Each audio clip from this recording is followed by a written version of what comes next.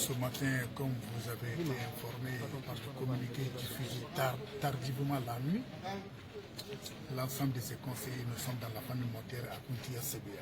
Et dites-nous, vous êtes un de ces conseils, comment avez-vous appris? Nous avons été surpris et abasourdis, informés au même titre que vous, tard la nuit, que notre client est décédé. Raison de plus, on a décidé de venir dans la famille vraiment pour lever l'équivoque, pour que la famille chasse, que nous compatisons au même titre que eux. Voici raison de notre présence ce matin au sein de la famille mortière. Alors, les raisons... On était avec notre client. On était avec notre client à la phase de l'enquête préliminaire jusqu'à l'audience. Après la décision, nous n'avions pas eu de contact avec notre client. Depuis le 14? Depuis le 14, après la fête, le mardi. On n'a pas eu de contact physique avec notre client, malgré l'insistance des avocats. On a demandé, répété, insisté, persisté. On n'a pas eu de contact avec notre client.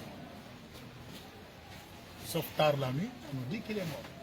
Et aujourd'hui, que comptez-vous faire? Vous avez un conclave avec la famille mortuaire. Que comptez-vous faire pour le prochain dimanche? Comme déjà, c'est déjà consommé, la priorité de ces conseils et la famille, on va pour qu'on puisse avoir au moins le corps. On va poser le problème. Pour qu'on puisse avoir le corps et la famille. La famille va décider le lieu de l'enterrement maintenant. La décision, on n'a jamais eu de contact physique avec notre client. On ne sait pas là où il est mort. Ok, bonjour. Je dis c'est un sentiment de désolation.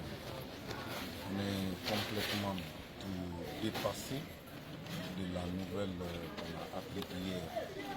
Parce qu'en réalité, étant un élément du collectif des avocats qui défendaient la cause de général, on a été appelé hier au parquet général pour nous annoncer le décès du général.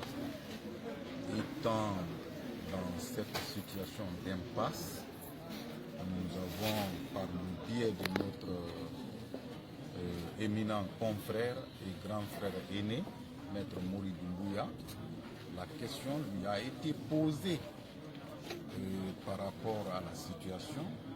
Il était question de confier la tâche à l'autorité pour se prononcer sur cette question. Et c'est ce qui fut fait.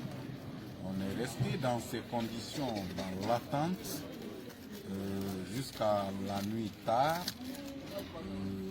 Il nous a été signifié qu'un communiqué va passer à la radio et à la télé.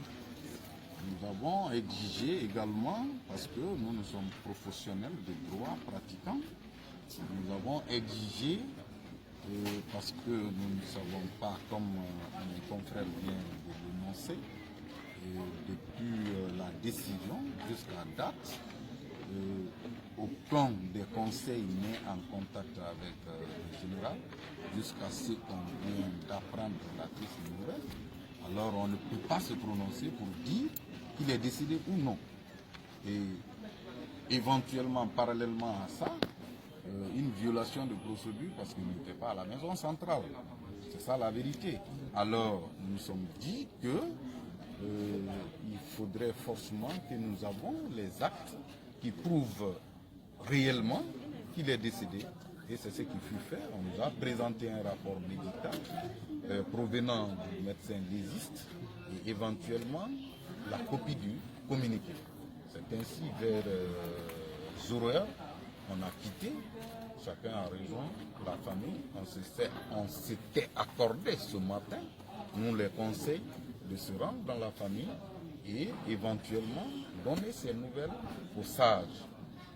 Et pratiquement, naturellement, comme mon ami vient de le dire, de l'enquête préliminaire jusqu'à la phase finale qui est